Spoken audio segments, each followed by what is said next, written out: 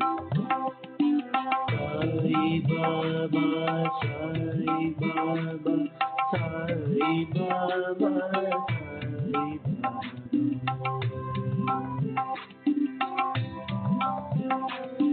Sai Sai Baba, Sai Baba, Sai Baba, Sai Baba.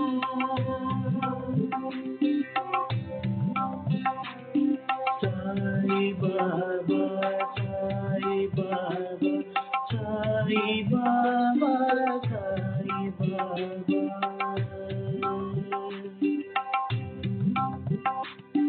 Sai Baba, Sai Baba, Sai Baba, Sai Baba.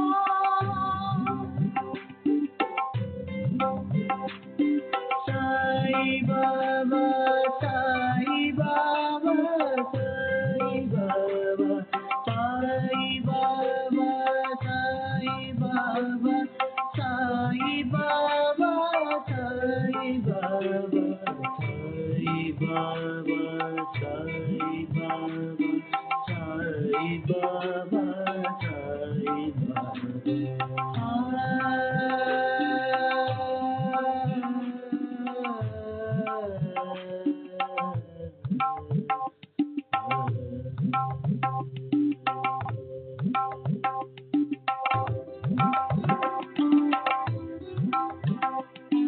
Sai Baba, Sai Baba, Sai Baba, Sai Baba.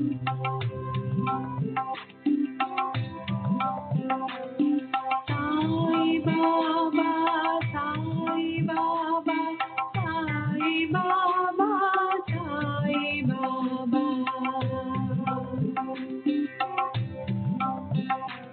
Baba. Sai Baba, Sai Baba, Sai Baba, Sai Baba.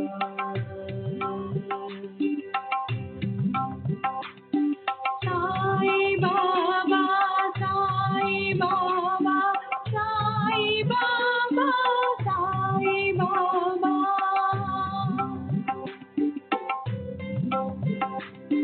Sai Baba, Sai Baba, Sai Baba, Sai Baba, Sai Baba, Sai Baba, Sai Baba, Sai Baba, Sai Baba, Sai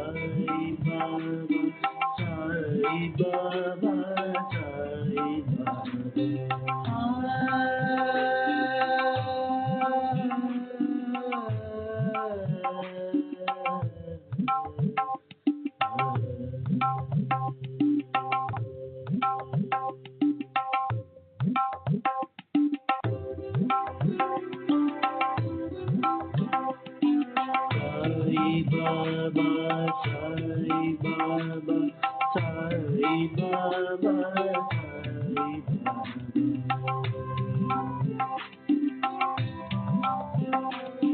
Sai Baba, Sai Baba, Sai Baba, Sai Baba.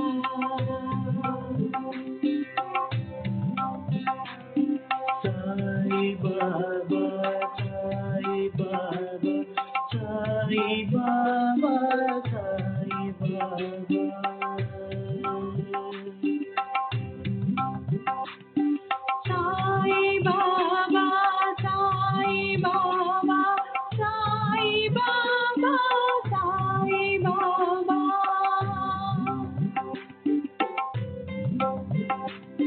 Sai Baba, Sai Baba, Sai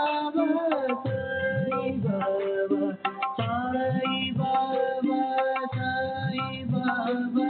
Sai Baba, Sai Baba, Sai Baba, Sai Baba, Sai Baba, Sai Baba, Sai Baba, Sai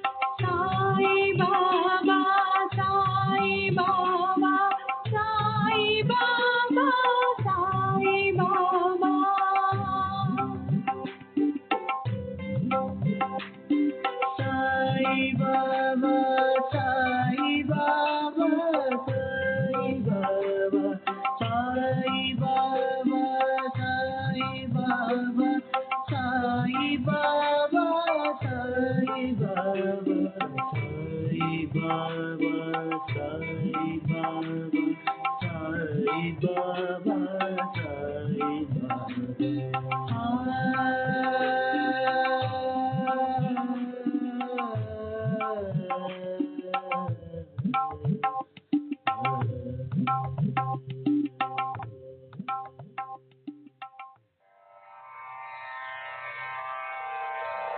Shri सच्चिदानंद सद्गुरु साईनाथ महाराज की जय। सद्गुरु श्री साईनाथुनि शरद बाबूजी की जय।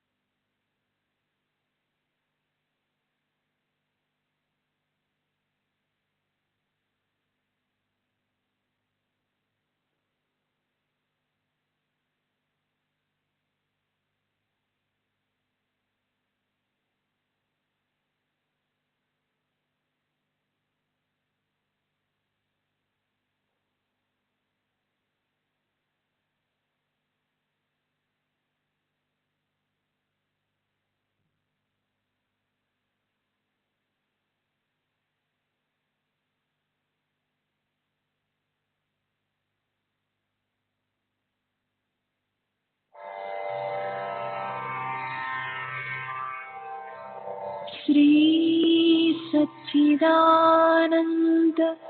सद्गुरु साईनाथ महाराज की जय।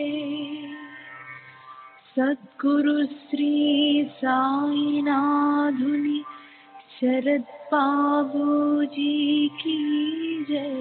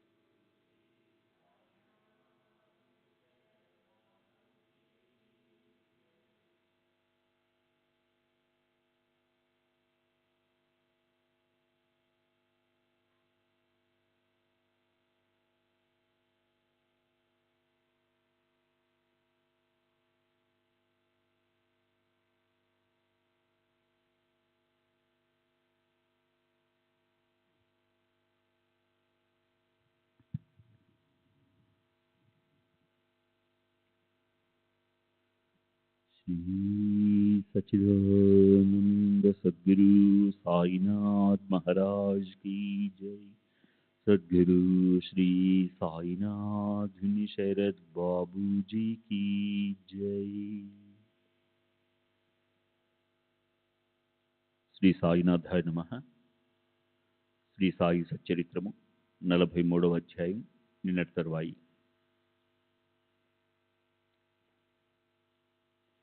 అంతిమ సమయంలో జాగరూకత వహించి ఏకాంతంలో ప్రశాంతంగా ఏ వికల్పాలు లేని మనసును ధ్యేయంలో లీనం చేయాలి. అంతే మతిహి సా గతిహి. ప్రసిద్ధమైన ఈ నుడిని అందరూ ఎరుగుదురు. దీనిని భగవద్భక్తులు స్వయం ఆచరిస్తారు. ఇది లోకాచార పద్ధతి. తమ అవసాన సమయానికి 14 రోజుల ముందు బాబా వజే అను భక్తుణ్ణి రామ విజయాన్ని పఠించడానికి నియమించారు. వజే మసీదులో కూర్చుని గ్రంథ పారాయణను ఆరంభించాడు. బాబా శ్రవణం చేయసాగారు. 8 రోజులు గడిచాయి. ఆపకుండా మరలా పారాయణ సాగనివ్వమని బాబా ఆజ్ఞాపించారు. 3 పగళ్ళు 3 రాత్రులు వజే చదువుతూనే ఉన్నాడు. అలా పూర్తిగా 11 రోజులు కూర్చుని చదివి నీరసించిపోయాడు. చదివి చదివి బాగా అలసిపోయాడు. ఆ విధంగా 3 రోజులు గడిచాయి. తర్వాత బాబా గ్రంథ పారాయణను సమాప్తి చేయించారు. బజేను అక్కడి నుండి పంపివేసి తాము ప్రశాంతంగా ఉన్నారు. బజేను పంపివేయడానికి కారణం చెప్పమని అడుగుతారు. నాకు తోచిన విధంగా తెలియజేస్తాను, శ్రద్ధగా వినండి. శరీరావసాన సమయం సమీపించినప్పుడు సాధు సజ్జనులు, సత్పురుషులు పురాణాలను, సద్గ్రంథాలను చదివించి శ్రద్ధగా వింటారు. శుకాచార్యుడు మహాభాగవతాన్ని 7 రోజులు చెప్పగా పరీక్షిత్ మహారాజు విని సుఖంగా శరీరాన్ని వదిలాడు. భగవంతుని లీలలను శ్రవణం చేస్తూ భగవంతుని రూపాన్ని కళ్ళతో చూస్తూ అంతిమ కాలాన్ని గడిపిన వారు తమ శ్రేయస్సును సాధించుకుంటారు. ఇది లోకాచార పద్ధతి. దీనిని సత్పురుషులు ఎప్పుడూ స్వయంగా ఆచరిస్తారు. వారు ప్రజలకు మార్గదర్శకులుగా అవతరిస్తారు. కనుక వారు ప్రజల మార్గాన్ని వ్యతిరేకించరు. భౌతిక శరీరంపైన ఏ ఆసక్తి లేని వారికి శరీరావసానం కేవలం శోకావేశాన్ని కలిగించదు. ఇది వారికి సహజం. బ్రహ్మానందంలో సుఖంగా ఉన్నవారికి మాయామోహాలు ఉంటాయా అని ఇక్కడ శ్రోతలకు సంశయం కలగవచ్చు. అల్లా మాలిక్ అనుసంధానంలో ఆత్మస్వరూపంలో సావధానులై ఉన్నవారికి భక్తులు తమ వద్ద ఉండడం ప్రతిబంధకం ఎలా అయింది? బాబాకు ప్రపంచ వ్యవహారాలు తీరిపోయాయి. పరమార్థం కూడా ఆగిపోయింది. ద్వంద్వభావాలు నిర్మూలనమయ్యాయి. వారు ఆత్మస్వరూపంలో లీనమైపోయారు. ఇదంతా అక్షరం సత్యం. ఇందులో అణుమాత్రం అసత్యం లేదు. కానీ లోక సంరక్షణ కోసం సత్పురుషులు తమ అవతార కార్యాలను చేసి కృతకృత్యులవుతారు. సాధువులు కామక్రోధాది షడ్ వికారాలు లేనివారు, ఎల్లప్పుడూ అవ్యక్త స్థితి యందు ఉంటారు. భక్తులను ఉద్ధరించడానికి ప్రకటమవుతారు. అటు వారికి మరణం ఎక్కడిది? శరీరం మరియు ఇంద్రియాల సంయోగం జననం. శరీరంతో ఇంద్రియాల వియోగం మరణం. ఈ బంధనం ముడిపడడాన్ని విడిపోవడాన్ని జనన మరణాలని అంటారు. జననం వెనుకే మరణం అంటిపెట్టుకుని ఉంటుంది. అవి ఒకటి నుండి మరొకటి విడిగా ఉండవు. జీవుని స్వాభావిక లక్షణం మరణం. జీవుని జీవనం అస్వాభావిక లక్షణం. మరణాన్ని చంపి బ్రతికి ఉండేవారు కాలుని తలను కాళ్లతో అణిచివేసి స్వేచ్ఛగా అవతరించేవారు తమ ఆయుర్దాయాన్ని ఖాతరు చేస్తారా? భక్తులను ఉద్ధరించే సంకల్పంతో భూమిపై అనేక అవతారాలను ధరించేవారు జనన మరణాలలో బంధింపబడతారా? ఈ రెండు మిథ్యాకల్పనలే. శరీరం నేలపై పడిపోకముందే దానిని కాల్చి బూడిదగా చేసిన వారికి మరణ భయం ఎందుకుంటుంది? వారికి మృత్యువు బూడిద సమానం. మరణం శరీరం యొక్క సహజ ప్రకృతి. మరణం శరీరం యొక్క సుఖస్థితి. జీవితం శరీరం యొక్క వికృతి అని జ్ఞానులు భావిస్తారు. సాయి సమర్థులు ఆనందగనులు. వారు శరీరం యొక్క జననాన్ని ఎరుగరు. శరీరం అస్తిత్వం యొక్క స్ఫురణ వారికి లేదు. అటువంటి వారి శరీరానికి మరణం ఎక్కడిది? సాయిబాబా పూర్ణ పరబ్రహ్మ. వారికి జనన మరణాలు ఎక్కడివి? బ్రహ్మ సత్యం, జగన్మిథ్య అని తెలుసుకున్న వారికి శరీరంతో తాదాత్మ్యం ఎందుకుంటుంది? ప్రాణధారణ, ప్రాణ విసర్జన, అదృశ్య పరిభ్రమణ వగైరాలు వారి స్వచ్ఛంద యోగా క్రీడలు భక్తులను ఉద్ధరించడానికే. సూర్యునికి గ్రహణం పట్టిందని సూర్యుడు పూర్తిగా అదృశ్యమయ్యాడని అంటారు. ఇది కేవలం దృష్టి దోషగుణం. సత్పురుషుల మరణం కూడా అటువంటిదే. వారికి శరీరం కేవలం ఉపాధి. ఇక దానికి ఆదివ్యాధులు ఎక్కడివి? ప్రారబ్ధానుబంధంతో ఏమైనా ఉన్నా వారిని వారు పట్టించుకోరు. భక్తుల యొక్క పూర్వార్జిత పుణ్య సంచయం వలన అవతరించి భక్తుల భక్తి అవ్యక్త రూపంలో నిండిపోగా బాబా భక్తులను రక్షించడానికి ప్రకటమై షిరిడీలో కనిపించారు. భక్తుల కొరకు వచ్చిన పని పూర్తయిందని శరీరాన్ని వదిలివేశారు అని అంటారు. ఈ మాటలను ఎవరు విశ్వసిస్తారు? యోగికి అసలు జనన మరణాలు ఉంటాయా? సాయి సమర్థులు తమ ఇచ్ఛానుసారం శరీరాన్ని యోగాగ్నిలో దహింపజేసి తాము అవ్యక్తంలో లీనమైపోయిన భక్తుల హృదయాలలో ఉన్నారు. ఎవరి నామాన్ని కేవలం స్మరించినంత మాత్రాన జనన మరణాలు వదిలిపోతాయో అట్టివారికి మరణావస్థ ఎక్కడిది? వారు శరీరాన్ని వదిలి పూర్వపు అవ్యక్త స్థితిని పొందారు. జడస్థితిని దాటి బాబా అవ్యక్తంలో లీనమయ్యారు. అక్కడ కూడా ఆత్మస్వరూపంలో ఉంటూ భక్తులను సదా జాగృతం చేస్తుంటారు. చైతన్యంతో నిండి భక్తుల హృదయాలలో దృఢంగా నిలిచిన వారు మరణించారనందామా అంటే మనసు దీనిని ఒప్పుకోదు. అందువలన అనాద్యంతుడైన ఈ సాయి విశ్వ ప్రళయం వరకు అనవరతం ఉంటారు. ఆయన జనన మరణాలనే అపాయాలలో ఎప్పుడూ పడరు. జ్ఞానేశ్వర్ మహారాజు వెళ్ళిపోయారా? 300 ఏళ్లయ్యాక మరలా దర్శనమిచ్చారు. ఏకనాథ్ మహారాజు వారిని కలిసి వచ్చి జగానికి ఎంతో ఉపకారం చేశాడు. దయామయులైన ఏకనాథ్ పైఠాన్లో జ్యోతిలా వెలిసినట్టు తుకారాం మహారాజ్ దేహులో, నరసింహ సరస్వతి ఆళందిలో, సమర్థ రామదాసు పల్లిలో, అక్కల్కోట మహారాజ్ అక్కల్కోటలో, మాణిక్ ప్రభు హుమ్నాబాద్లో వలి షిరిడిలో సాయి అట్లే వెలిశారు. వారి వారి మనోగతాలను అనుసరించి ఈనాటికి అనుభవాలు కలుగుతుంటాయి. ఇట్టి సిద్ధి ప్రభావం ఉన్న వారికి మరణం ఎలా సంభవం? భక్తుల సేవా కార్యానికై శరీరాన్ని షిరిడిలో ఉంచి చరచరాలలో ఉన్న ఆత్మలో నిండి ఉన్న లీలావతారి సాయి సమర్థులు. శ్రీ సచ్చిదానంద సద్గురు సాయినాథ్ మహారాజ్ కీ జై. సద్గురు శ్రీ సాయినాథ్ శరద్ బాబూజీ కీ జై.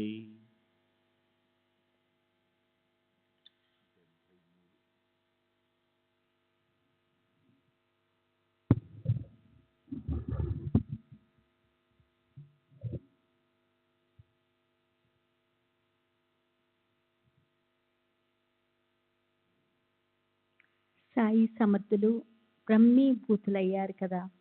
ఇప్పుడు ఇక షిరిడీలో ఏముంది అన్న అనుమానం మనసులో పెట్టుకోకండి.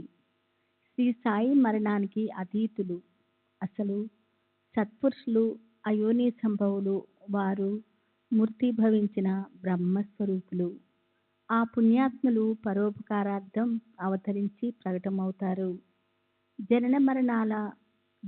జనన మరణాలు అవతార పురుషులకు ఎప్పుడూ ఉండవు.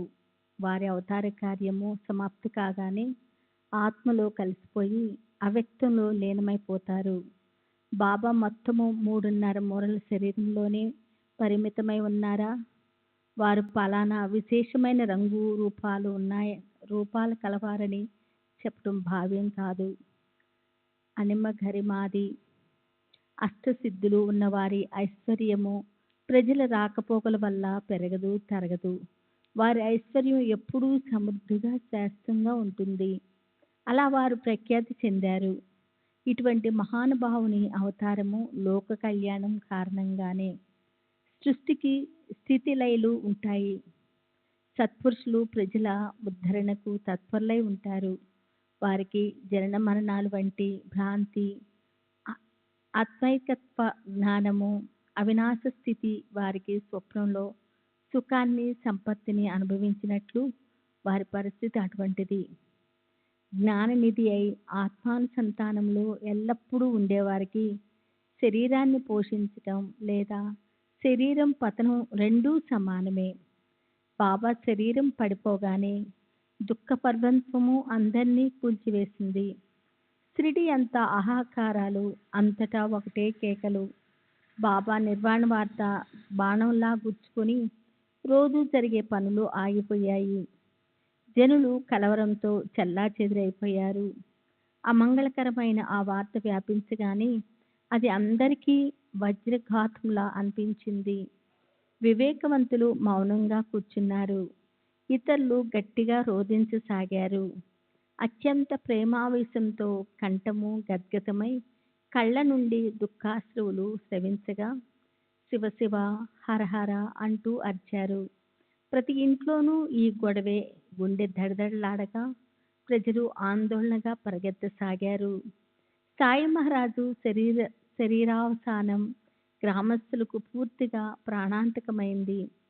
దేవా, హృదయ విదారకమైన ఈ సంఘటన మహాదారుణంగా ఉంది అని అనసాగారు. మసీదుకు పరుగు తీశారు. మసీదు మండపం బాగా నిండిపోయింది. అక్కడ పరిస్థితి గుండెను బద్దలు వేసేలా ఉంది. దుఃఖంతో ఎవరికీ గొంతుకు పెగలటం లేదు. షిరిడి యొక్క వైభవం పోయింది. ఆ సుఖము, ఆ భాగ్యము అంతా హరించుకొని పోయింది. అందరి కళ్ళు అశ్రువులతో నిండిపోయాయి. అందరి ధైర్యము సడలిపోయింది. సప్త పురాణాలలో ఒకటిగా గణించబడే బాబానే ద్వారకామాయి అని నిశ్చయించబడిన ఆ మసీదు మహిమ ఎంత గొప్పది. నిర్వాణం కానీ నిధనం కానీ లేదా నిర్వాణం కానీ ద్వారకామాయి సాయుజ్యముక్తికి స్థానము. ఎల్లప్పుడూ పరమేశ్వరుని ధ్యానంలో ఉండేవారికి అక్కడ స్థానం లభిస్తుంది. గురువర్యులైన ఈ సాయి మహారాజు భక్తులకు దయగల తల్లి, తండ్రి మరియు విశ్రామధామం. వారు అనుదినము గుర్తుంటారు. అటువంటి బాబా లేక షిరిడి దిశలు శూన్యమై ఉదాసీనమయ్యాయి. ప్రాణం పోయిన తర్వాత శరీరానికి పట్టే ప్రేతకళ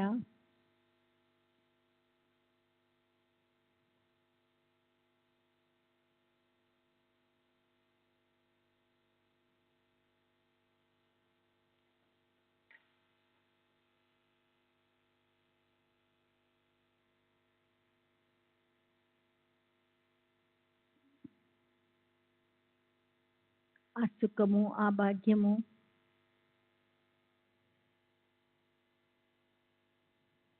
సాయి మహారాజు శరీరావసానం గ్రామస్తులకు పూర్తిగా ప్రాణాంతకమైంది.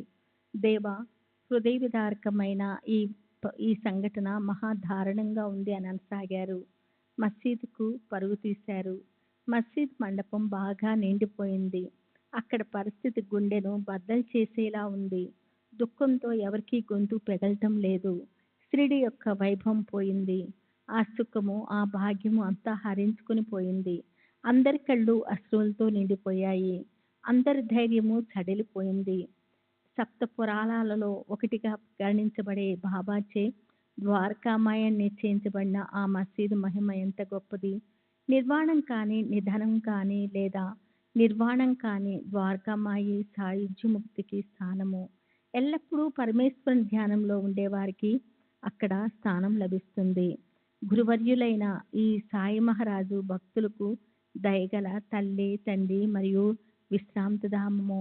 వారు అనుదినము గుర్తుంటారు. అటువంటి బాబా లేక షిరిడిలో దశ దిశలు శూన్యమై ఉదాసీనమయ్యాయి. ప్రాణం పోయిన తర్వాత శరీరానికి పట్టే ప్రేతకళ షిరిడికి వచ్చింది. చెరువులోని నీరు ఇంకిపోతే తపించిపోయే చేపల వలె షిరిడి జనులు కళావిహీనులై బాధతో విలవిల్లాడారు. అప్పుడు మసీదు పరిసర ప్రాంతమంతా కమలాలు లేని సరోవరంలా, సంతానం లేని శూన్యగృహంలా, దీపం లేని మందిరంలా, యజమాని లేని ఇల్లులా, రాజు లేని నగరంలా, ద్రవ్యం లేని భోషానంలా, బాబా లేని షిరిడి అరణ్యంలా అయిపోయింది. బాబా ప్రేమ పసిబిడ్డకు తల్లి వంటిది. చాతక పక్షికి మేఘాతకం వంటిది. షిరిడి ప్రజలకు మరియు భక్తులందరికీ కూడా అటువంటిదే వారి ప్రేమ. బాబా లేక షిరిడి హీనంగా, దీనంగా, కళావిహీనంగా మృతప్రాయమైపోయింది. నీరు లేని చేపల వలె బాబా లేక జనులు తప్పించిపోయారు. భర్త విడిచిన భార్య వలె, తల్లికి దూరమైన పాలు త్రాగే పసిబిడ్డ వలె, ఆవు నుండి విడిపోయిన దూడవలే అయింది. అక్కడ పెద్దవారి చిన్నవారి పరిస్థితి. ఆ దుఃఖావస్థను భరించలేక షిరిడి జనులు అస్తవ్యస్తంగా పలుదిక్కులు పరిగెత్తసాగారు. సాయి కారణంగానే షిరిడి పవిత్ర పుణ్యక్షేత్రమైంది. సాయి వల్లనే షిరిడికి ఒక చరిత్ర. సాయియే అందరికీ ఆశ్రయస్థానము. అందువల్ల కొందరు ఏడవసాగారు. మరికొందరు నేలపైన పొర్లసాగారు. కొందరు తెలివి తప్పి పడిపోయారు. ప్రజలు అలా దుఃఖితులయ్యారు. వారి కళ్ళ నుండి దుఃఖాశ్రువులు స్రవించసాగాయి. స్త్రీలు, పురుషులు అన్నపానాలు మాని అత్యంత దుఃఖంతో దీనావధులయ్యారు. బాబా యొక్క పరిస్థితిని చూసి గ్రామంలోని అబాల వృద్ధులు, భక్తులు అందరూ చాలా బాధపడ్డారు. ప్రతిరోజు రసభరితమైన మధుర కథలను వింటూ అమితానందాన్ని అనుభవిస్తూ ఉండే చోటు. భక్తులు ప్రవేశించడానికి వీలు లేకుండా నిండుగా ఉండే మసీదు అప్పుడు కళావిహీనమై కనిపించసాగింది. షిరిడి శ్రీ నిత్యమంగళంగా ఉండటానికి మూల కారణం బాబాయే. అందువల్ల గ్రామస్తులు దుఃఖించసాగారు. ఆనందానికి మూలమై ఆనంద విగ్రహమైన సాయి మీరు భక్తులను ఉద్ధరించడానికి శరీరాన్ని ధరించి ఆ కార్యాన్ని సాధించగానే షిరిడి గ్రామంలో విదేహముక్తిని పొందారు. మీరు ఎప్పుడూ దయతో అలసట లేకుండా బుద్ధిభ్రంశమైన మాకు అహర్నిశలు హితోపదేశం చేసేవారు. బోర్లించిన కుండపైన పోసిన నీరు వలె ఆ ఉపదేశాలు పైపైనే కొట్టుకుని పోయాయి. కానీ ఒక్క బొట్టైనా మా వంట పట్టలేదు. మీరు ఎవరినైనా ఊరికే దూషించినా నాకు వెంటనే బాధ కలుగుతుంది అని మీరు పదే పదే చెప్పినా మేము వినలేదు. ఇటువంటి అపరాధాలను ఎన్నో చేశాము. మీ హితోపదేశాలను వినక ఆజ్ఞాభంగం చేసిన పాపానికి ఈ విధంగా శిక్ష విధించారా? బాబా, మా పాపాలన్నిటినీ ఈ విధంగా తూచారా? ఇప్పుడు పశ్చాత్తాపడితే ఏం ప్రయోజనము? అనుభవించాల్సిన వాళ్ళని అనుభవించక తప్పదు కదా. బాబా, మాపై విసుగు పుట్టి మా కనుమరుగై తెరగ వెనక్కు వెళ్ళిపోయారా? అకస్మాత్తుగా మాపై కాలుడు ఎంతటి దెబ్బ కొట్టాడు. మీ కంఠము ఎండుకుని పోయేలా మాకు నచ్చ చెప్పినా వినిపించుకొని మా ఉదాసీనతకు కానీ మీకు మాపై విసుగు జనించినట్లుంది. అందువల్ల మాపై అలిగి పూర్వపు ప్రేమనంతా మర్చిపోయారా? లేదా మీ తోటి రుణానుబంధము ఇవాళతో తీరిపోయిందా? మీ వాత్సల్యపు స్తనాధార ఎండిపోయిందా? మీరు ఇంత త్వరగా వెళ్ళిపోతారని ముందుగా తెలిసి ఉంటే ఎంతో బాగుండేది. జనులు ముందుగానే జాగ్రత్త పడేవారు. మేమంతా సోమరిగా ఉండి నిశ్చితంగా నిద్రపోయాం. చివరకు మోసపోయాము. ఉన్నా లేనట్లే అయిపోయాము. మేము గురుద్రోహులమయ్యాం. ఆ సమయంలో ఏం చేయలేదు. ప్రశాంతంగా కూర్చోగలిగినా బాగుండేది. అది కూడా మా వల్ల సాధ్యం కాలేదు. ఎంతెంతో దూరం నుండి షిరిడీకి వచ్చి అక్కడ పిచ్చాపాటి కబుర్లు చెప్పుకుంటూ కూర్చుంటాము. తీర్థక్షేత్రానికి వచ్చామన్న మాటనంతా మర్చిపోయి అక్కడ మాట యథేచ్ఛగా ప్రవర్తిస్తుంటాము. భక్తులు అనేక రకాలుగా ఉంటారు. జ్ఞానులు, అభిమానులు, భావార్థులు, ధార్మికులు. బాబా వారినందరినీ ఆత్మస్వరూపులుగానే చూచేవారు. ఎక్కువ తక్కువ అన్న భేదభావం వారికి ఎరగరు. వారి దృష్టిలో జగతంతా భగవంతుడే తప్ప ఇతర వస్తువు లేదు. ఆ జ్ఞాన దృష్టి వల్ల తమను వేరుగా తలుచుకునేవారు కాదు. భక్తుడు స్వయం ఈశ్వరుడు. అట్లే గురువు కూడా వేరు కాదు. గురు శిష్యులు ఉభయులు తమ ఆత్మస్వరూపాన్ని విస్మరించడం వల్ల వారిలో ఈ భేదభావము. వాస్తవానికి మనం ఈశ్వరులమే. కానీ పరమార్థ స్వరూపం యొక్క విస్మరణయే భేదభావానికి ముఖ్య లక్షణము. ఇదే మన అంతఃపతనం. భిక్ష కోసం ఇంటింటికి వెళ్ళినట్లు సార్వభౌమునికి స్వప్నం వచ్చింది. కానీ మేల్కొన్న తర్వాత తన పూర్వస్థితిని తెలుసుకున్నాడు. జాగ్రత్తావస్థలో పనుల్లో ప్రవృత్తులై ఉండి స్వప్నావస్థలో పనుల నుండి విరమించటం నిజమైన జాగృతి. ఆత్మానుభూతి అంటే సంపూర్ణ అద్వైతంలో లీనమైపోవటం. సాయిబాబాకు తమను ఆశ్రయించిన జ్ఞానులు, అజ్ఞానులు అందరి యందు అత్యంత ప్రేమ. భక్తులను ఆప్తులుగాను తమ ప్రాణం కంటే మిన్నగా ఏ భేదభావం లేకుండా చూసేవారు. వారు మానవ రూపంలో దేవుడే అని అనుభవపూర్వకంగా తెలుసుకున్నాము. అయినా వాత్సల్యము భక్తులను వివత్సలను చేసింది. వారు ఒకరికి ధన సంపత్తినిచ్చారు, మరి ఒకరికి సంసార సుఖాన్ని, సంతానాన్ని ఇచ్చారు. దానితో ప్రజలు సంసార మోహంలో పడి జ్ఞాన ప్రాప్తికి దూరమయ్యారు. బాబా ఎవరితోనైనా ఒక్కసారి చనువుగా నవ్వితే తమ యందే బాబాకి ఎక్కువ ప్రేమ అని ఇతరులపైన లేదో తలచి గర్వపడేవారు. బాబా ఎవరినైనా కోపడితే బాబాకు వారిపై మక్కువ లేదు, మా పైన వారికి చాలా గౌరవం, ఇతరులను అలా గౌరవించరు అని అనుకునేవారు. బాబాకు అటువంటి భావం కల్లో కూడా లేకపోయినా మనం ఈ విధంగా తలుచుకుని మన కర్తవ్యాన్ని మర్చిపోయి వృద్ధాగా పరమార్థాన్ని పోగొట్టుకున్నాం. శ్రీ సచిదానంద సద్గురు సాయినాథ్ మహారాజ్ కీ జై. సద్గురు శ్రీ సాయినాథుని శరత్ బాబూజీ కీ జై.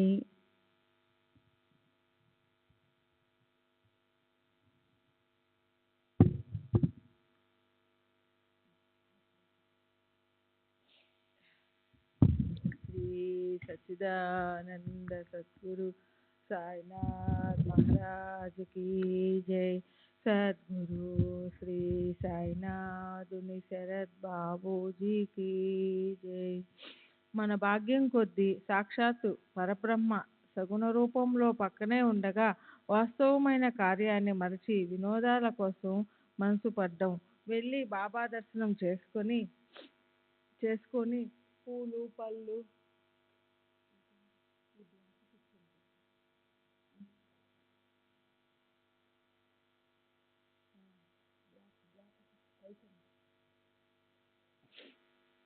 వెళ్ళి బాబా దర్శనం చేసుకొని పూలు పళ్ళు అవి సమర్పించి వారు దక్షిణను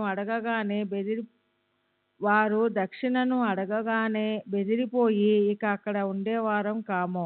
మాకు హితోపదేశాలను చేస్తూ ఉండగా మా అల్పబుద్ధిని గని మనసు బాధపడి బాబా తమ ధామానికి వెళ్ళిపోయినట్లుంది. ఇప్పుడు ఇక ఆత్మానందాన్ని కలిగించే వారి రూపాన్ని మరలా ఈ కళ్ళు ఎలా చూడగలవు? జన్మ జన్మలకు లభించకుండా అదృశ్యమైన ఆ ఆనందమూర్తిని పోగొట్టుకున్నాం. ఎంత దారుణ కర్మ! మనకు చేరువగా ఉన్న సాయి సఖులు అంతరించారు. అటువంటి స్వార్థం లేనివారు దయార్థ హృదయులు మనకు ఇప్పుడు పరులయ్యారు.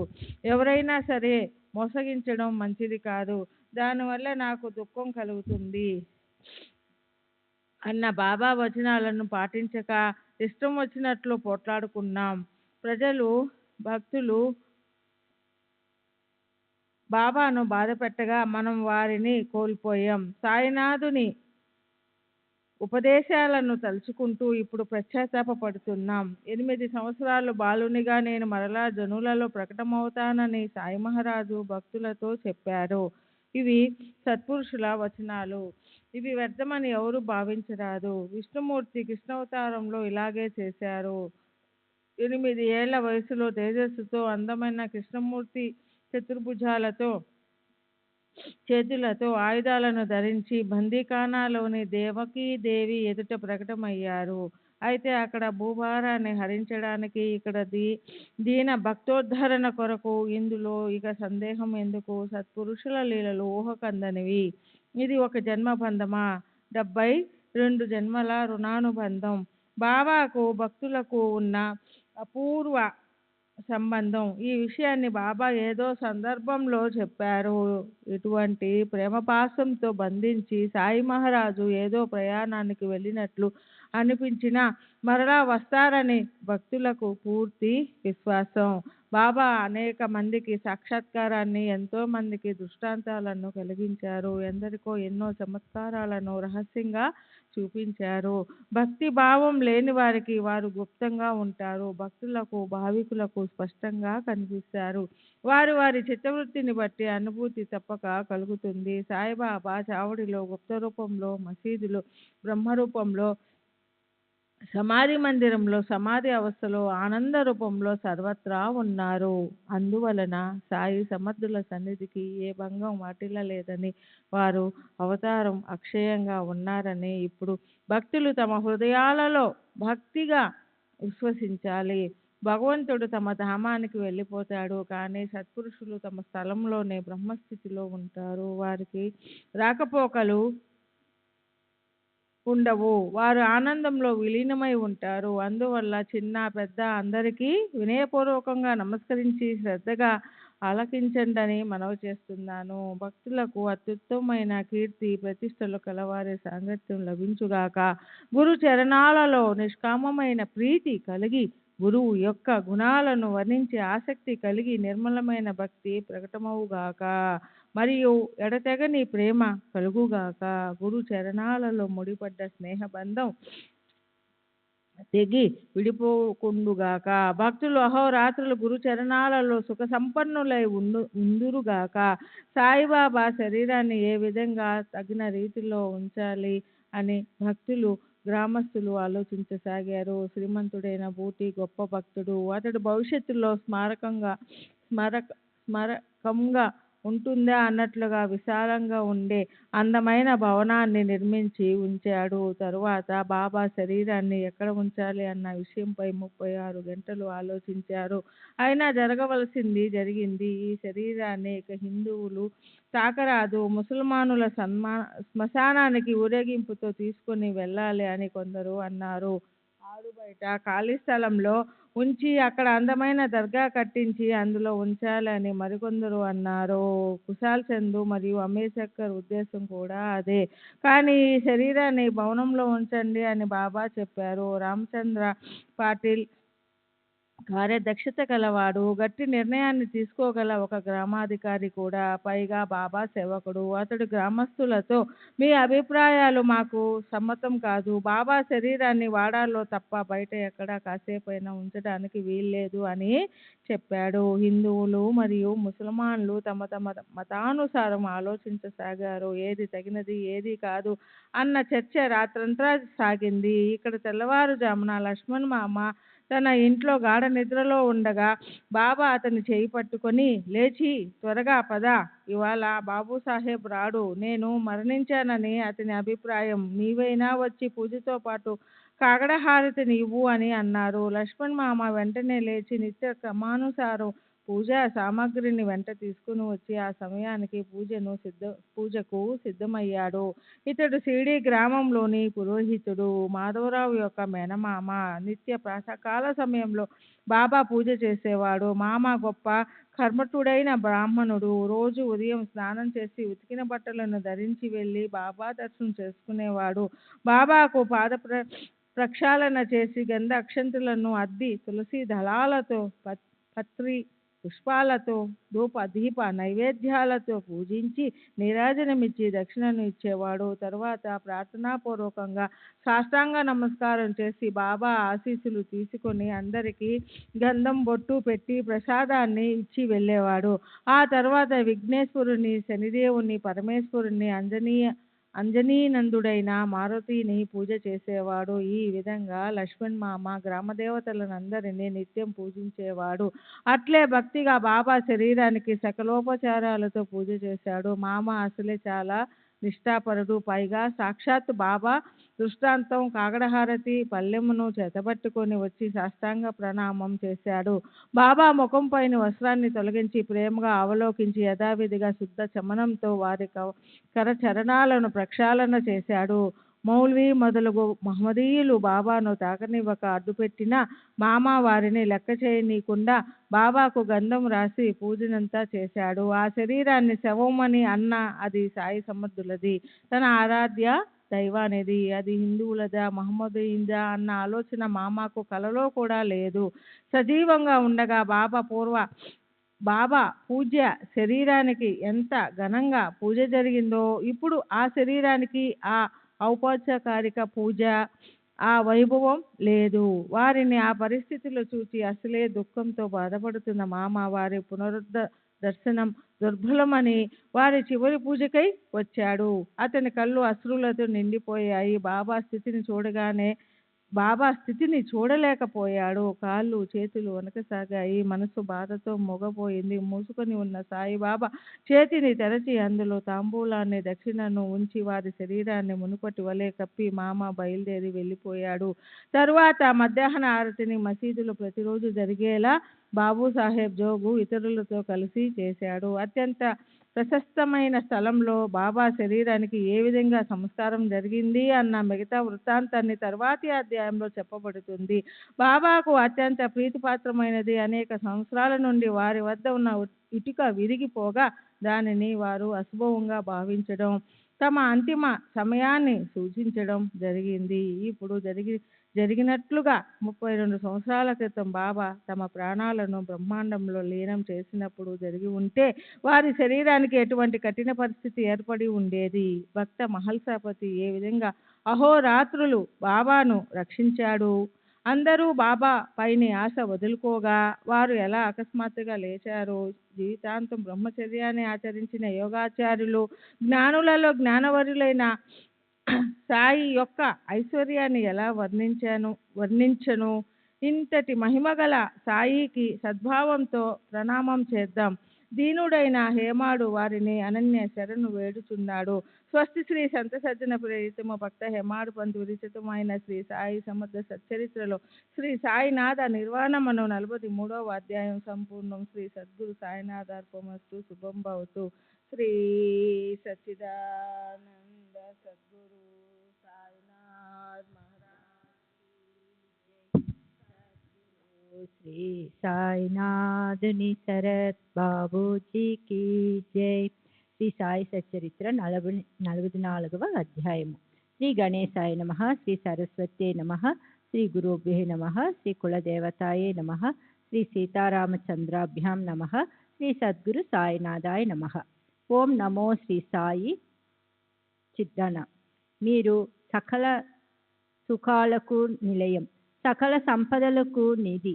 మీ కృపతో ధైర్యం నశిస్తుంది. మీ పాదాలకు సునాయసంగా వందనం చేసిన వారి సమస్త పాపాలు క్షాళనమవుతాయి. ఇక భక్తిగా మీ పూజలు భజనలు చేసిన వారు ఎంతో ధన్యులు. సాయి యొక్క మందహాస వదనాన్ని చూస్తే ప్రపంచ దుఃఖాలన్నింటినీ మరచిపోయి ఆకలి దప్పులు ఉడికిపోతాయి. వారిది అటువంటి అలౌకిక దర్శనం. వారు సదా అల్లా మాలిక్ అన్న ధ్యానంలో ఉండేవారు. వారి మనసు ఏ కోరికలు లేకుండా నిరభిమానంగా, లోభము లేకుండా వాసనారహితంగా ఉండేది. వారి మహిమను ఎంతని వర్ణించను. అపకారం చేసిన వారికి కూడా ఉపకారం చేసే వారి శాంత స్వభావాన్ని ఒక్క క్షణమైనా ఎవరూ మరువలేరు. వారిని అంతరంగంలో ప్రతిష్ఠించుకోండి. రాముడు, కృష్ణుడు కమలాల వంటి కనులు కలిగిన వారు. సత్పురుషులు ఒకటే కన్ను లేదా కన్నులు లేనివారు. దేవుని రూపం అందంగా ఉంటుంది. అయితే సత్పురుషులు ఎప్పుడూ ఆనంద స్వరూపులుగా ఉంటారు. భగవంతుని నేత్రాలు చెవుల వరకు ఉంటాయి. సత్పురుషుల దృష్టికి అంతం అంటూ లేదు. ఏ యదామాం, నన్ను ఎవరు ఎలా భజిస్తే అలా వారికి ఫలితమిస్తానని దేవుడు అంటాడు. కానీ సత్పురుషులు నిందించే వారి అందు కూడా దయ కలిగి ఉంటారు. రాముడు, కృష్ణుడు మరియు సాయి ఈ ముగ్గురిలో భేదం లేదు. పేరుకు ముగ్గురైనా వారు ఒక్కటే. అట్టి వారికి నిజంగా మరణమన్న మాట మిథ్య. కాలునిపై కూడా శక్తిగల వారిని కాలం ఎలా బాధ పెట్టగలదు? ప్రారబ్ధ సంచిత క్రియామాన కర్మలు మనకు తెలియవు. సాయి గురు మహారాజు కరుణాలు అని తెలుసుకుని వారిని కరుణించమని ప్రార్థిస్తాను. అనేక వాసనల అలల తాకిడికి మనసుకు విశ్రాంతి లేదు. సాయి, నీ దయ లేనిదే ఈ జీవికి ధైర్యం కలగదు. గత అధ్యాయ ఆరంభంలో మాట ఇచ్చిన ప్రకారం వివరించటం కుదరలేదు. ఇప్పుడు మొదటి నుండి చివరి వరకు వినండి. అంతిమ సమయం సమీపించిందని తెలుసుకుని సాయిబాబా శ్రద్ధగా బ్రాహ్మణుని ద్వారా 14 రోజులు అహర్నిశలు రామాయణ శ్రవణం చేశారు. ఇలా 2 సప్తాహాలు రామాయణ శ్రవణం చేసి విజయదశమి రోజున బాబా శరీరాన్ని విడిచిపెట్టారు. వారు ప్రాణాలు వదిలిన తరువాత లక్ష్మణ్ మామ పూజ చేశాడని, జోగు హారతిని ఇచ్చాడని గత అధ్యాయంలో చెప్పబడింది. తరువాత 36 గంటలు హిందువులు, మొహమ్మదీయులు బాబా శరీరానికి అంతిమ సంస్కారాన్ని ఏ విధంగా చేయాలి అని ఆలోచించారు. బాబా తమ సమాధి స్థలాన్ని ముందుగానే నిర్ణయించటం, అకస్మాత్తుగా ఇటుక పడిపోవటం మరియు ఒకసారి బాబా ప్రాణాలను 3 రోజులు బ్రహ్మాండంలో లీనం చేయటం జరిగింది. అది వారి సమాధియా లేక శరీరాన్ని త్యజించటమా అన్నది ఎవరికీ అర్థం కాలేదు. సాయి యొక్క శ్వాస ఉచ్ఛ్వాసలు ఆగిపోగా వారు మరలా లేవటం అశక్యమని అందరికీ అనిపించింది. 3 రోజులు గడిచాక బాబా ప్రాణాలు విడిచారని నిశ్చయించుకున్నారు. ఇక వారి ఉత్తర క్రియలు ఏ విధంగా చేయాలన్న విషయం అందరికీ కలిగింది. ఆ సందర్భంలో తమ అంతరంగంలో సావధానంగా ఉన్న బాబా అకస్మాత్తుగా శరీరంలోనికి ప్రవేశించి భక్తుల చింతను తొలగించారు. ఈ కథనంతా శ్రోతలు భక్తిభావంతో వినండి. శ్రవణంతో మనసుకు ఆనందం కలుగుతుంది, కంఠం గద్గతమవుతుంది. ఇది కథ కాదు, ఒక పేటిక. దీనిలో అమూల్యమైన సాయి రత్నాలు ఉన్నాయి. ప్రేమపూర్వకంగా తెరిచి చూస్తే దర్శన భాగ్యంలోని సుఖం అనుభవం అవుతుంది. ఈ అధ్యాయాలన్నింటిలోనూ సాయినాథులు నిండుగా కనిపిస్తారు. వీనిని శ్రవణం చేస్తే మీ మనోభీష్టం సిద్ధిస్తుంది. వీనిని స్మరిస్తే సాయి అండ లభిస్తుంది. ఇది పరమ ఉదార ఆచరణ గల సాయి యొక్క చరితం. దీనిని ఏకాగ్ర చిత్తంతో ప్రేమగా శ్రవణం చేయటానికి సిద్ధమవ్వండి. ఈ పావన చరితాన్ని ఎంత విన్నా భక్తుల మనసులకు తృప్తి ఉండదు. ప్రపంచ బాధల నుండి విశ్రామం, పూర్ణ పరమానందం కలుగుతాయి. ప్రసన్నమైన మనసుకు ఆత్మానందం ప్రాప్తిస్తుంది. సాయి యొక్క ఈ కథలు సకల సుఖాలలో అతి నిర్మలమైన సుఖాన్ని కలుగజేస్తాయి. ఎంత విన్నా ఇవి నిత్య నూతనంగా ఉంటాయి. ఇదే రమణీయత లక్షణం. అందువలన పావనమైన ఈ సత్పురుషుని కథను ఏకాగ్ర మనసుతో వినండి. బాబా శరీరానికి అంతిమ సంస్కారం ఎక్కడ ఎలా చేయాలి అన్న వాదోపవాదాలతో అందరూ అలసిపోయారు. చివరకు జరిగిన దానిని వినండి. బుట్టి యొక్క భవనంలోని హాలు మధ్య భాగంలో మురళీధరుని స్థాపనకై కేటాయించిన చోటులో బాబాను స్థాపించటానికి నిశ్చయమైంది. మొదట పునాది త్రవ్వుతున్నప్పుడు బాబా లెండికి వెళుతూ మాధవరావు విన్నపాన్ని తమ తలను ఆడించి సమ్మతించారు. మురళీధరుని స్థాపన కోసం పునాది త్రవ్వుతుండగా మాధవరావు బాబా చేతికి కొబ్బరికాయని ఇచ్చి బాబా దయతో అవలోకించండి అని ప్రార్థించాడు. ఆ శుభ సమయాన్ని గమనించి బాబా, ఈ కొబ్బరికాయను కొట్టు, మనమంతా బాలగోపాలురం, ఇక్కడ కాలం గడుపుతాం, ఇక్కడే కూర్చుని సుఖ దుఃఖాలను ముచ్చటించుకుందాం, పిల్లలకు ఇక్కడే మనశ్శాంతి లభిస్తుంది అని అన్నారు. శ్రీ సచ్చిదానంద సద్గురు సాయినాథ్ మహారాజ్ కీ జై. సద్గురు శ్రీ సాయినాథ్ శరత్ బాబూజీ కీ జై.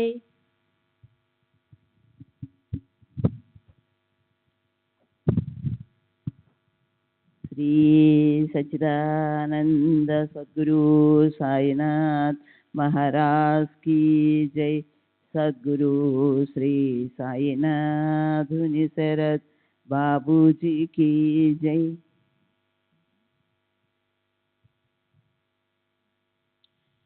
బాబా ఊరికనే అలా అన్నారని మొదట అందరికీ అనిపించింది.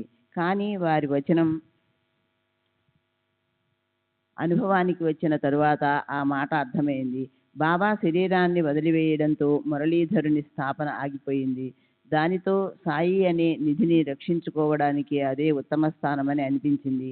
ఈ శరీరాన్ని వాడాలో ఉంచండి అన్న బాబా చివరి మాట ప్రకారం అదే నిశ్చయమైంది. ఈ విధంగా బాబాయే మురళీధరుడయ్యారు. శ్రీమంతుడైన బుట్టి మొదలగు భక్తులు, హిందువులు, మహమ్మదీయులు అందరూ ఇదే విషయానికి సమ్మతించినందున బుట్టి భవనం సత్కార్యానికి ఉపయోగపడింది. ఎంతో ధనం వెచ్చించి కట్టిన ఆ భవనం ఉండి కూడా బాబా శరీరాన్ని మరెక్కడో ఉంచితే ఆ భవనం శూన్యంగా అత్యంత భయంకరంగా భాసిల్లేది. ఇప్పుడు ఇక్కడ జరిగే భజనలు, పూజలు, కథాకీర్తనలు, పురాణ శ్రవణం, అతిథి అభ్యాగతులకు అన్నదానం మొదలగునవి జరగడానికి కారణం శ్రీ సాయి. ఇప్పుడు అక్కడ అన్న సంతర్పణలకు, లఘు రుద్ర, మహారుద్ర రుద్రావర్తనకు దేశ దేశాల నుండి భక్తులు రావడానికి అన్నింటికీ కారణం శ్రీ సాయి. ఇటువంటి సత్పురుషుల వచనంలోని అక్షరం అక్షరం చెవులలో భద్రపరుచుకోవాలి. కానీ ఏదో చెప్పి ఉండవచ్చు అని అగౌరవంతో అలక్ష్యం చేయకండి. మొదట వారి వచనాలు అస్పష్టంగానో లేక ఎంతో సందిగ్ధావస్థంగానో ఉన్న అవి సమయం గడిచాక సరిగ్గా అర్థమవుతాయి. బాబా శరీరాన్ని వదిలే ముందు షిరిడీలో, మసీదులో భవిష్యత్తులో జరగబోయే దానికి సంబంధించిన అపశకునాలు జరిగాయి. ఇప్పుడు వానిలోని ఒక్కటే విషయాన్ని శ్రోతలకు మనవి చేస్తాను. అన్నింటినీ చెప్పాలంటే గ్రంథం పెద్దదైపోతుంది. బాబా వద్ద చాలా సంవత్సరాల నుండి ఒక పాత ఇటుక ఉండేది. వారు దానిపై చేతిని ఆంచి ఆసనం వేసుకొని కూర్చునేవారు. రోజు రాత్రి అయ్యాక మసీదులో బాబా ఏకాంతంగా ఆ ఇటుక ఆధారంగా ఆసనం వేసుకొని ఏకాగ్ర మనసుతో కూర్చునేవారు. అలా అనేక సంవత్సరాలు ఏ ఆటంకము లేకుండా గడిచాయి. కానీ జరగనున్నది అనుకోకుండా జరిగిపోయింది. బాబా మసీదులో లేనప్పుడు ఒక కుర్రవాడు మసీదును శుభ్రపరచడానికి చిమ్ముతున్నాడు. ఇటుక క్రింద చెత్తను తుడవడానికి ఇటుకను కాస్త లేవనెత్తాడు. అంతే, దానికి విరిగిపోయే వేళ వచ్చింది. ఆ పిల్లవాని చేతిలో నుండి జారి దబేలుమని క్రింద పడి వెంటనే 2 ముక్కలైంది. ఈ విషయాన్ని విని బాబా, ఇటుక కాదు, నా కర్మే బ్రద్దలైంది అని ఎంతో కలవరపడ్డారు. వారి కళ్ళ నుండి దుఃఖాశ్రువులు రాలాయి. రోజు వారు యోగాసనానికి వాడుకునే ఇటుక విరిగిపోగా వారి హృదయానికి బాధ కలిగి కంఠం గద్గదమైంది. చాలా కాలం నాటి ఇటుక వారి ఆసనానికి మూలాధారమైనది అకస్మాత్తుగా విరిగిపోవడంతో వారికి మసీదు శూన్యంగా అనిపించింది. అది ఇటుకే అయినా బాబాకు ప్రాణ సమానంగా అది అత్యంత ప్రియమైనది. అందువలన దాని స్థితిని చూచి వారు చాలా బాధపడ్డారు. ఆ ఇటుక పైన మోచేతిని ఆంచి బాబా గంటలు గంటలు ఆసనంలో యోగ తత్పరులై కూర్చునేవారు. దానిపై వారికి చాలా ప్రేమ. దాని సహవాసంలో ఆత్మచింతన చేసేవాణ్ణి. అది నా ప్రాణానికి తోడుగా ఉన్నది, విరిగిపోయింది. అది లేక నేను కూడా ఉండను. ఆ ఇటుక నా జన్మకు తోడుగా ఉన్నది. అది ఈ రోజు నన్ను వదిలిపోయింది అని దాని గుణాలను తలుచుకొని బాబా బాధపడ్డారు. ఇక్కడ సహజంగా సందేహం కలుగుతుంది. ఇటుక క్షణభంగురమైనది కదా, మరి దానికోసం ఎందుకు శోకించడం, లోకులు ఏమనుకుంటారు అని మొదట ఎవరికైనా సరే సంశయం కలుగుతుంది. సాయి చరణాలకు నమస్కరించి నేను దానిని సమాధానం చెప్పడానికి ప్రయత్నిస్తాను. సత్పురుషులు జగత్తును ఉద్ధరించడానికి మరియు దీనులను పామరులను తరింపజేయడానికి అవతరిస్తారు. కానీ వారికి వేరే ఏ అవసరం లేదు. నవ్వడం, ఏడవడం, ఆడడం మొదలగు లౌకిక ఆచరణలు నటనలే కానీ ఇందులోని సారం శ్రేష్ఠులు ఆచరించినట్టుగానే లోకులు వ్యవహరిస్తారు. శ్రీ సచ్చిదానంద సద్గురు సాయినాథ్ మహారాజ్ కీ జై. సద్గురు శ్రీ సాయినాథుని శరత్ బాబూజీ కీ జై. శ్రీ సచిదానంద సద్గురు సాయినాథ్ మహారాజ్ కీ జై. సద్గురు శ్రీ సాయినాథుని శరత్ బాబూజీ కీ జై. సత్పురుషులు పూర్ణ జ్ఞానులైన సకల కోరికలు తీరిపోయిన వారైన లోకులను తరింపచేయటానికి కర్మాచరణలో ఉద్యుక్తులై ఉంటారు. సాయిబాబా శరీరాన్ని వదలడానికి 32 సంవత్సరాలకు పూర్వమే వారి సమాధి అయిపోయి ఉండేది. కానీ మహల్సాపతి యొక్క బుద్ధి చాతుర్యం వలన ఆ దురదృష్ట సంఘటన ఆగింది. ఆ దుర్ఘటన ఆగిపోకుండా ఉంటే అందరికీ సాయి యొక్క సందర్శన యోగం ఎలా కలిగేది? 43 సంవత్సరాల క్రిందటే బాబాతో వియోగం ఏర్పడే దురదృష్టం పట్టి ఉండేది. మార్గశిర శుద్ధ పౌర్ణమి నాడు బాబా ఆయాసంతో అస్వస్థులయ్యారు. శరీర ధర్మాన్ని సహించటానికి ప్రాణాలను బ్రహ్మాండంలో చేర్చారు. ఇప్పుడు మేము 3 రోజులు ప్రాణాలను బ్రహ్మ సహస్రారంలో నిలిపి ఉంచుతాము. మమ్మల్ని మేలుకొలపవద్దు అని బాబా చెప్పారు. మసీదులోని సభామండపంలో ఒక మూలనున్న స్థలాన్ని వేలితో చూపించి అక్కడ నా సమాధి కోసం త్రవ్వి ఆ స్థలంలో నన్ను ఉంచండి అని చెప్పారు. మహాల్సాపతితో 3 రోజుల వరకు నన్ను వదలకుండా జాగ్రత్తగా చూడు అని స్పష్టంగా చెప్పారు. నా సమాధి పైన గుర్తుగా 2 పతాకాలను ఉంచండి అని చెబుతూ బాబా తమ ప్రాణాలను సహస్రారంలో నిలిపారు. అకస్మాత్తుగా తల తిరిగి పడినట్లు నిశ్చేష్టంగా పడిపోతే వారు క్రింద పడకుండా మహల్సాపతి తన ఒడిలో పండుకోబెట్టుకున్నాడు. అందరూ బాబాపై ఆశను వదులుకున్నారు. రాత్రి 10 గంటల సమయం అప్పుడు ఆ విధంగా జరిగితే అకస్మాత్తుగా ఇలా జరిగిందేమిటా అని ఎవరికి నోట మాట రాలేదు. బాబా యొక్క శ్వాస గాని నాడి గాని ఆడటం లేదు. బాబా ప్రాణాలు వదిలివేసినట్లే అనిపించింది. జనులకు ఆ పరిస్థితి భయంకరంగా ఉంది. కానీ సాయి మాత్రం సుఖంగా ఉన్నారు. తరువాత మహల్సాపతి అతి జాగరూకతతో అహర్నిశలు సావధానంగా సాయిని జపిస్తూ అక్కడే మెలకువగా కూర్చున్నాడు. సమాధిని తవ్వటానికి సాయి స్వయంగా ఆజ్ఞాపించినా అలా చేయటానికి ఎవరికీ ధైర్యం చాలలేదు. బాబా సమాధి స్థితిలో ఉండటం చూసి గ్రామ ప్రజలందరూ అక్కడే చేరి ఆశ్చర్యంగా చూడసాగారు. మహల్సాపతి మాత్రం బాబా తలను ఒడి నుండి క్రిందకు దింపలేదు. ప్రాణాలు పోయాయని తెలుసుకుని ఒక్కసారిగా భక్తుల గుండెలు పోతాయని 3 రోజులు ఉంచండి అని బాబా లోకులను మభ్యపెట్టారు అని భక్తులు అనుకున్నారు. బాబా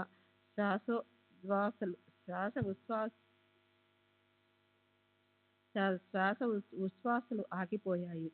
వారి ఇంద్రియాలన్నీ చలనరహితమయ్యాయి. ఏది కదిలే సూచనే లేదు. శరీరంలోని వేడి కూడా మందగించింది. బాహ్య వ్యవహారాలు స్పృహ అసలు లేదు. వాక్కు దృఢ మౌనం వహించినట్లుంది.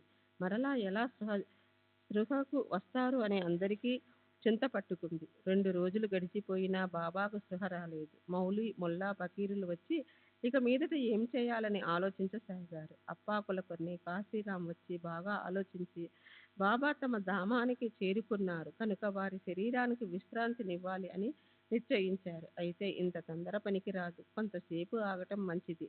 బాబా ఇతరుల వలె కాదు, వారి మాట తిరుగులేనిది అని కొందరు అన్నారు. వెంటనే మిగతా వారు శరీరం చల్లబడిపోతుంది, ఇక ఎక్కడి నుండి చైతన్యం వస్తుంది, అంతా ఎంత తెలివి లేనివారు అని అన్నారు. వారిని సరి అయిన వేళలో సమాధి చేయటానికి వారు చూపించిన స్థలంలో త్రవ్వండి, భక్తులనందరినీ పిలవండి, అన్నీ సిద్ధపరచండి అని అలా చర్చించుకుంటూనే 3 రోజులు గడిచాయి. తరువాత తెల్లవారుజామున 3 గంటలప్పుడు బాబాలో చైతన్యం కలిగింది. శ్రీ సచిదానంద సద్గురు సాయినాథ్ మహారాజ్ కీ జై. సద్గురు శ్రీ సాయినాథ్ శరత్ బాబూజీ కీ జై.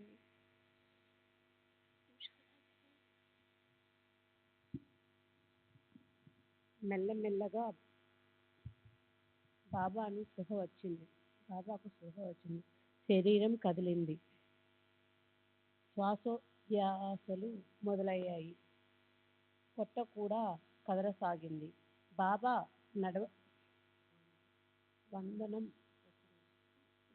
వందనం ప్రసన్నంగా కనిపించింది. వారి కళ్ళు తెరుచుకున్నాయి. శ్రేష్టరహితంగా ఉన్న శరీరంలో మేలుకున్న లక్షణాలు కనిపించాయి. బహుశా శరీరాన్ని మర్చిపోయారేమో, అది మరలా గుర్తుకు వచ్చిందేమో, పోయిన ద్రవ్యం మరలా లభించినట్లుగా, భోషాణం తెరుచుకున్నట్లుగా అయింది. సాయిబాబా స్పృహ రాగానే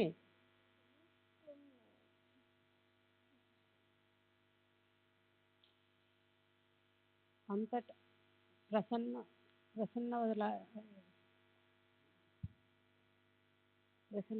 భగవంతుని దయ వల్ల విజ్ఞానం తొలగింది. అయినా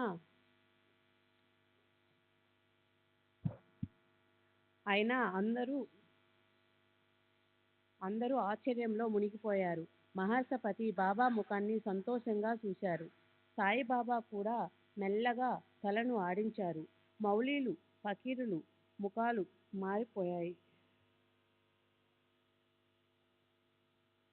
పారిపోయాయి. భయంకరమైన సంఘటన తొలగిపోయింది. మౌలి యొక్క బలవంతానికి మహర్షపతి బాబా ఆజ్ఞను పాలించకుండా తన నిశ్చయాన్ని ఏకాస్త సడలించి ఉన్న కఠిన పరిస్థితి ఏర్పడేది. 43 సంవత్సరాల క్రితమే బాబా సమాధి అయిపోయి ఉండేది. అప్పుడు ఆనందప్రదమైన వారి మాటలు, వారి మనోహరమైన దర్శనం ఎలా ప్రాప్తించేవి? సాయిబాబా లోకోపకారం కొరకు సమాధిని వదిలి ప్రాణాలతో లేవగా భక్తులు సంతుష్టుడయ్యారు. భక్తుల కార్యార్థం కృషి చేసి పరమానందంలో లీనమైన వారిని ఎలా మేల్కొల్పగలిగారు? వారి లీల అంతు పట్టనిది. తరువాత బాబా మేలుకున్నట్లు తెలుసుకుని భక్తులు సంతోషంతో వారి దర్శనానికి పరుగులు తీశారు. బాబా మరలా లేవటం అందరికీ సుఖకారణమైంది. ఇక పూర్వకథను సంధానం. ఇంతవరకు బాబా శరీరాన్ని వదిలిన విషయం గుర్తు ఉన్నంతవరకు పూర్తిగా చెప్పటం జరిగింది. శ్రోతృలు ఒక క్షణం ఆలోచించండి. ఎందుకు సంతోషించాలి, ఎందుకు శోకించాలి? ఇవి రెండూ అవివేకమే కదా. మన సాయిబాబా 3.5 మూరల స్థూల శరీరమా, స్థూల ఇంద్రియాల గూడు మాత్రమేనా? ఆ భ్రమంతా తొలగించుకోండి. సాయి అంటే శరీరమేనని అనుకుంటే ఆ విదేహానికి ఏ పేరు లేదు, ఏ రూపం కూడా లేదు. శ్రీ సాయి రూపానికి అతీతులు. శరీరం నసర్వం, కానీ ఆత్మ నశరీరహితం, స్వతంత్రం. శరీరం పంచభూతాలతో కూడినది, కానీ ఆత్మ వస్తువు అనేది అనంతం. శరీరంలోని శుద్ధసత్వం జడమైన ఇంద్రియాలను నడిపించే బ్రహ్మ చైతన్యమైన ఆత్మ వస్తువు పేరు సాయి. ఆ ఆత్మ ఇంద్రియ అతీతమైనది. ఇంద్రియాలు జడం, ఆత్మను తెలుసుకోలేవు. ఆత్మే ఇంద్రియాల కార్య ప్రవృత్తికి కారణం. ప్రాణాలను నడిపించేది ఆత్మే. ఆ ఆత్మాశక్తి పేరు సాయి. ఆ చైతన్య శక్తి లేని చోటు లేదు. అది లేని దిశలు కూడా శూన్యం. అది చరాచరణాలన్నిటిలో నుండి ఉంది చరాచరణాన్నిటిలో నిండి ఉంది. ఆ శక్తియే సాయిబాబా రూపంలో అవతరించింది. ముందు అవ్యక్తంగా ఉండి నామరూపాలతో వ్యక్తమైంది. అవతార కార్యం సమాప్తి కాగానే మరల అవ్యక్తంలో కలిసిపోయింది. అవతార కార్యం ముగిశాక శరీరాన్ని వదిలి నిర్వకల్ప భవనంలో ప్రవేశించినట్లుగా సాయిబాబా చర్య కూడా జరిగింది. శ్రీ నరసింహ సరస్వతి స్వామి గుప్తమైపోవాలని తలచినప్పుడు గానగాపురంలో పర్వత యాత్రకు వెడతానని ఏకాఏకి బయలుదేరారు. భక్తులు వారిని అడ్డగించగా, నేను లోకాచారంగా వెళుతున్నాను, కానీ నేను గానగాపురాన్ని విడువను. ప్రాతకాలం కృష్ణా తీరంలో స్నానం చేసి బిందు క్షేత్రంలో అనుష్ఠానం చేసి మఠంలో పాదుకుల పూజ చేయించుకుంటూ నిరంతరం ఇక్కడే నివసిస్తాను అని వారిని శాంతపరిచారు. అట్లే సాయిబాబా కూడా కేవలం లోకాచారం కోసం వెళ్ళారు. సరిగ్గా గమనిస్తే స్థిర చరాలన్నిటిలోనూ శ్రీ సాయి ఉన్నారు. వారి వారి భక్తిని బట్టి భక్తులకు అనుభవాలు సరిగ్గా గమనిస్తే స్థిరాచరాలన్నిటిలోనూ శ్రీ సాయి ఉన్నారు. వారి వారి భక్తిని బట్టి భక్తులకు అనుభవాలు కలుగుతుంటాయి. శ్రీ సాయి మరణాతీతులు, ఇందులో ఏమాత్రం సందేహం లేదు. సాయి స్థిర చరాలలో నిరంతరం నిండి ఉన్నారు. సాయి అందరిలోనూ లోపల బయట ఉన్నారు. సాయి మీలోనూ మాలోనూ నిరంతరం ఉన్నారు. దీన దయాళులైన సాయి సమర్థులు భక్తులను పాలిస్తారు. వారు పరమ ప్రేమను ఆశిస్తారు. వారు అంతటినీ అత్యంత స్నేహభావంతో ఆచరిస్తారు. వారు ఇక చర్మ చక్షువులను కనిపించకపోయినా వారు సర్వత్రా ఉన్నారు. వారి సూక్ష్మ రూపంలో దాగి ఉన్న మనలను మంత్రముగ్ధులను చేస్తారు. వారి ప్రస్థానం కేవలం బూటకం, మనలను మభ్యపెట్టడానికి ఆడిన నాటకం. వారు ఎన్నో పాత్రలను నటించగల నటులు. శ్రీ సచ్చిదానంద సద్గురు సాయినాథ్ మహారాజ్ కీ జై. సద్గురు శ్రీ సాయినాథ్ శరత్ బాబూజీ కీ జై. వారు సూక్ష్మ రూపంలో దాగి ఉన్న మనలను మంత్రముగ్ధులను చేస్తారు. వారి ప్రస్థానం కేవలం బూటకం, మనలను మభ్యపెట్టడానికి ఆడిన నాటకం. వారు ఎన్నెన్నో పాత్రలను నటించగల నటులు. అస్వరమైన శరీరాన్ని వదిలి అవినాశి అయ్యారు. వారి హృదయంలో ఉన్న ప్రేమను పదిలపరుచుకొని వారిని అవగాహన చేసుకుని చివరకు కార్యాన్ని సాధించుదాం. వారిని మనఃపూర్వకంగా ఆరాధిస్తూ భక్తిభావంతో స్మరించే భక్తులందరికీ వారి సర్వవ్యాపకత్వం అనుభవంలో కనిపిస్తుంది. చిత్వరూపమైన వారికి సృష్టి స్థితి లయల భయం లేదు. వారు ఎల్లప్పుడూ చిన్మయులు. వికారాలకు వారి వద్ద చోటు లేదు. ఆభరణాలుగా మారక ముందు ఉన్న బంగారం ఆభరణాలుగా మారిన తర్వాత కూడా ఆ బంగారం బంగారంగానే ఉంటుంది. అది తన అస్తిత్వాన్ని త్యజించదు. అనేక రకాల నగలు నశించిపోయే రూపాంతరాలు. వాని నామరూపాలు పోతే మిగిలేది ఏ ఆకార వికారం లేని బంగారం. హేమడ్ పంత్ ఈ బంగారంలో సంపూర్ణముగా లీనమైపోయి సుగుణాలు గల సాయి చరణాలకు అంకితమై ప్రళయాంతం వరకు వసించుగాక. తరువాత బాబా యొక్క 13వ దినం జరిపారు. భక్తరత్నమైన బాలాసాహెబ్ బాటే మరియు గ్రామంలోని బ్రాహ్మణులను సమకూర్చుకొని దినం జరిపారు. భక్తరత్నమైన బాలాసాహెబ్ బాటే మరియు గ్రామంలోని బ్రాహ్మణులను సమకూర్చుకొని ఉత్తర క్రియావిధిని ప్రారంభించాడు. బాలాసాహెబ్ సచేల స్నానం చేసి తన చేతి మీదుగా తిలాంజలి, తిలతర్పణం, పెండ ప్రదానం చేశాడు. సపిండీకరణం మొదలైన ఉత్తర క్రియలు ఆయా వేళలందు శాస్త్రోక్తంగా జరిగాయి. న్యాయ ప్రమాణంగా ధర్మబద్ధంగా మాసికాలన్నీ కూడా జరిగాయి. భక్త శ్రేష్ఠులైన ఉపాసిని బాబా జోగంతో వెళ్ళి భాగీరథి నది పవిత్ర స్నానంలో హోమాలు చేశాడు. బ్రాహ్మణులకు భోజనం, అన్న సంతర్పణ, దక్షిణ ప్రదానాలు విధానంగా చేసి మరలి వచ్చారు. ఇప్పుడు బాబా ప్రత్యక్షంగా లేకపోయినా, వారితో సంభాషణ లేకపోయినా మసీదును చూడగానే గతించిన ఆనందాలు గుర్తుకు వస్తాయి. బాబా రోజు కూర్చునే పద్ధతిలో వారిని చూచిన ఆనందానుభూతిని పొందడానికి మసీదులో వారి తైలవర్ణ చిత్రపటాన్ని ప్రీతిగా స్థాపించారు. శ్రీ సచ్చిదానంద సద్గురు సాయినాథ్ మహారాజ్ की जय. सद्गुरु.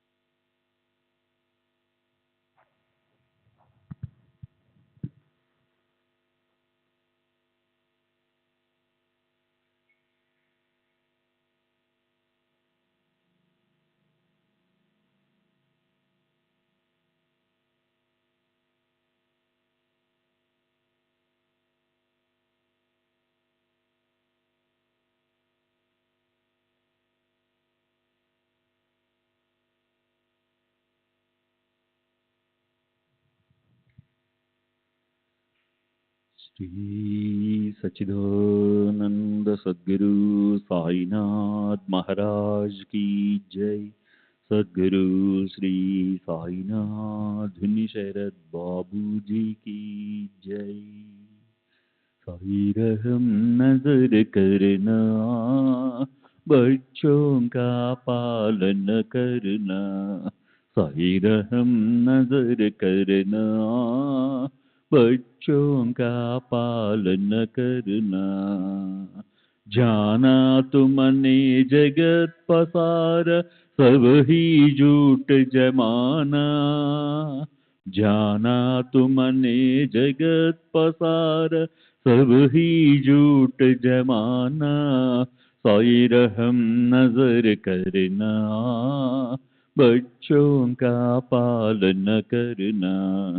साई रहम नजर करना, बच्चों का पालन करना. मैं अंधा हूँ बंदा आपका, मुझसे पथ दिखलाना. मैं अंधा हूँ बंदा आपका, मुझसे पथ दिखलाना. साई रहम नजर करना, बच्चों का पालन करना. साई रहम नजर करना, बच्चों का पालन करना. दास गणों कहे अब क्या बोलूं, थक गई मेरी रसना. दास गणों कहे अब क्या बोलूं, थक गई मेरी रसना. साई रहम नजर करना, बच्चों का पालन करना. साई रहम नजर करना, बच्चों का पालन करना. रहमो नजर करो अब मोरे साई, तुम दीना नहीं मुझे माँ बाप भाई. रहमो नजर करो मैं अंधा हूँ बंदा तुम्हारा मैं आड़ा हूँ, बंदा तुम्हारा मैं ना जानू, मैं ना जानू, मैं ना जानू, अल्लाह इलाही रहमो नज़र करो, रहमो नज़र करो, अब मोरे साई तुम बिना नहीं मुझे माँ बाप भाई, रहमो नज़र करो, काली जमाना मैंने गमाया, काली जमाना मैंने गमाया, साथी आखिर का, साथी आखिर का, साथी आखिर का, तुम बिना कोई, रहमो नज़र करो, रहमो नज़र करो, अब मोरे साई तुम बिना नहीं मुझे माँ बाप भाई, रहमो नज़र करो, अपने मस्जिद का झाड़ू गणो है, अपने मस्जिद का झाड़ू गणो है, मालिक हमारे, मालिक हमारे, मालिक हमारे, तुम बाबा साई, रहमो नज़र करो, रहमो नज़र करो, अब मोरे साई तुम बिना नहीं मुझे माँ बाप भाई, रहमो नज़र करो। श्री सच्चिदानंद सद्गुरु साईनाथ महाराज की जय। सद्गुरु श्री साईनाथ धुनि शरद बाबू जी की जय।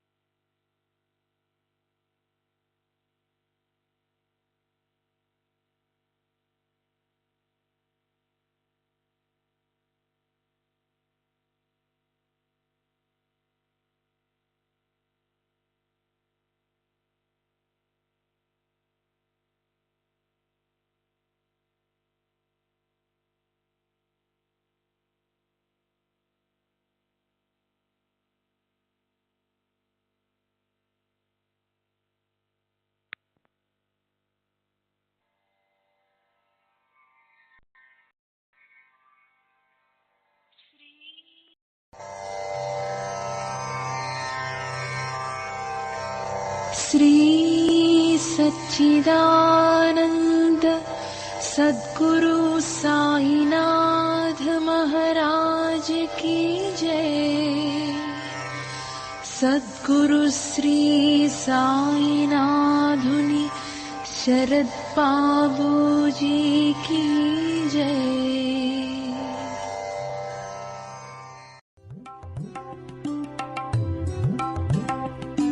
साई बाबा